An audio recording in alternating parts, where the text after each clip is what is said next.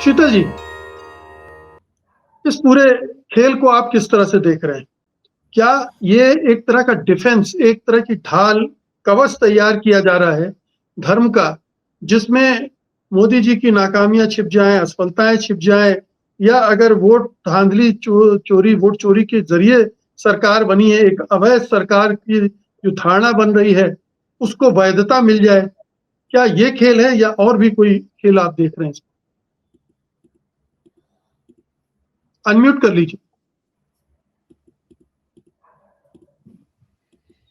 देखिए, मोदी जी के सामने 2003-4 में चुनौती आ गई थी कि अटल जी उनको वहाँ के दंगों की वजह से हटाना चाहते थे 2-3 में ही, और अडवाणी जी के जरिए वो बचे रहे वहाँ।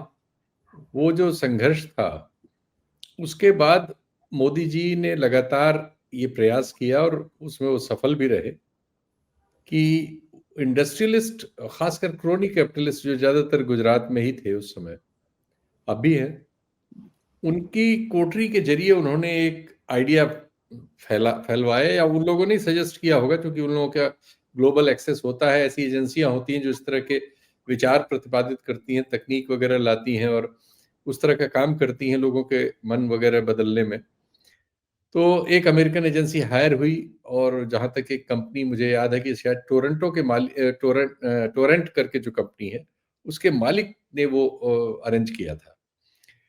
तो वो उस कंपनी ने इनका मेक ओवर शुरू किया। तो पहला आया, इनको एक विकास पुरुष पेश किया जाए, और वो गुजरात में जो वाइब्रेंट गुजरात नाम के कार्यक्रम लिए गए, उसमें तमाम उद्योगपति बुलाए जाते थे, टाटा वाटा और सबको, और अंबानीज और अडानी, ये सब लोग होते थे। और उसमें अनिल अंबानी ने सबसे पहले इनको प्राइम मिनिस्टर मटेरियल कहा था। उसकी कीमत जानते ही हैं कैसे कैसे चुकाई गई। खैर, तो वहां से पहले स्वरूप बना कि ये विकास पुरुष करके पेश किया जाए, क्योंकि 2009 के चुनाव में जब अडवाणी हार गए थे, तो इस कोठरी को लगा कि अब हमें एक नया प्रोडक्ट सामने कांग्रेस को हटाने के लिए लॉन्च करना चाहिए। और वो सब मिलजुल के मोदी जी विकास पुरुष बन के आए। और एक हमारे देश में और हमारे मन मस्तिष्क में एक मॉडल आया, गुजरात मॉडल, और उसके नाम पे दुनिया भर का झूठ क्रिएट हुआ, इतनी कंटेंट आई, मीडिया खरीदा गया, वो जैसे करते हैं उन लोगों ने किया भाई, और सारे देश में मोदी मोदी उन्होंने शुरू कराया। 14 में वो जीत भी गए, पार्टी में भी जीत गए और वैसे भी जीत गए। उस सब सारे अभियान से सफलता उनको मिली।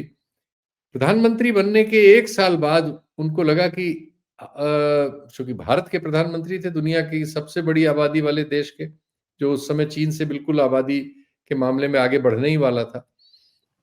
तो वो जब उन्होंने विश्व परिक्रमा शुरू की, तो इसी चौकड़ी ने उनको दूसरा मामला विश्व गुरु वाला इशू दिया, क्योंकि वो 2 साल में ही उनको समझ में आ गया था। बल्कि वो पहला झटका जो उनको लगा, इससे क्या नाम, जब उन्होंने ये नोटबंदी की, नोटबंदी से उनको कुछ चमत्कार की उम्मीद थी।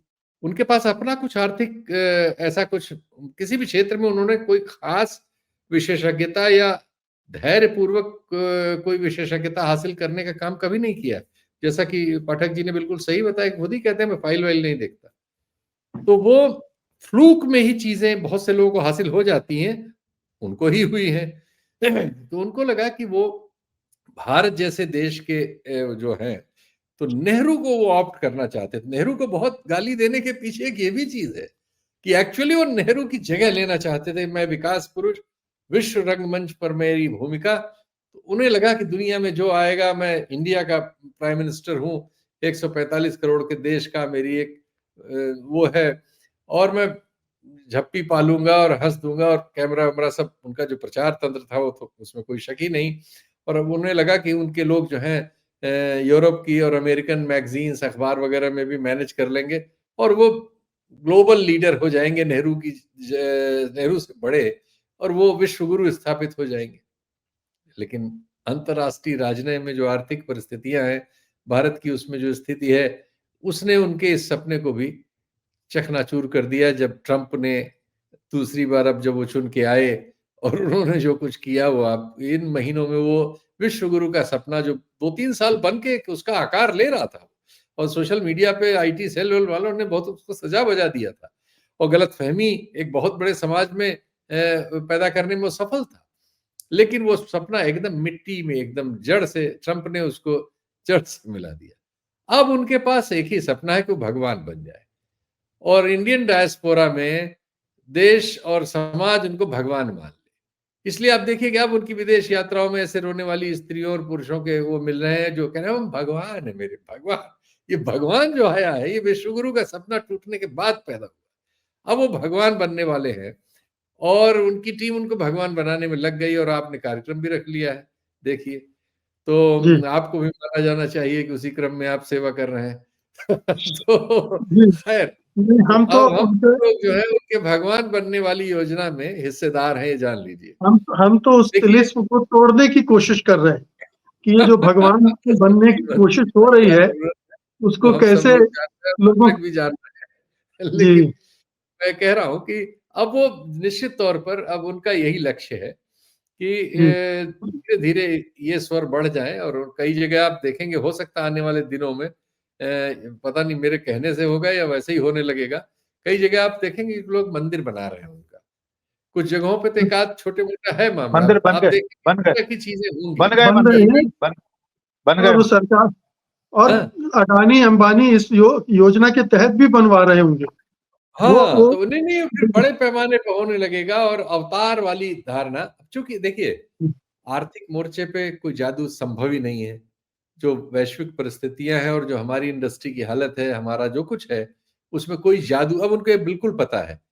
चुनाव जीतने की मशीन उनके लिए अमित शाह ने पूरी तैयार कर दी है। चुनाव वो जीतते रहेंगे, लेकिन वो कोई आर्थिक चमत्कार नहीं कर सकते, और न वो विश्वगुरु बन सकते हैं।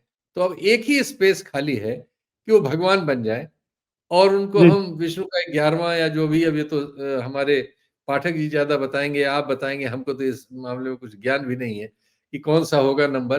तो वो नंबर जब भी घोषित करने वाले आप देखेंगे कि लोग जी जो हैं, वो बैठा के बिल्कुल घोषित भी कर देंगे कि ये है, और इस तरह बिल्कुल की थ्योरी देने वाले बहुत सारे हमें वैज्ञानिक मिल जाएँगे, जो बताएँगे कि नहीं उनमें अंश है कुछ, और वो खुद ही घोषित कर चुके हैं कि परमाणु है।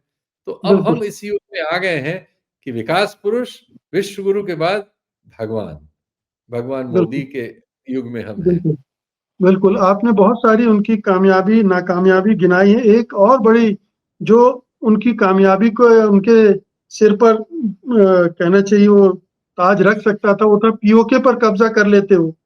पाकिस्तान को थोड़ा-सा अच्छे से सबक सिखा देते तो वहाँ भी सेल्फ गोल हो गया एक तरह से। ऑपरेशन सिंदूर का जिस तरह से अंत हुआ, उसने उनकी और फ़ज़ीहत करा दी। तो अब अब वो अब वहाँ भी कुछ नहीं कर सकते। मतलब हर मोर्चे पर वो पस्त हैं। Copyright disclaimer under Section 107 of the Copyright Act 1976. Allowance is made for fair use for purposes such as criticism, comment, news reporting, scholarship, and research. Fair use is a use permitted by copyright statute that might otherwise be infringing.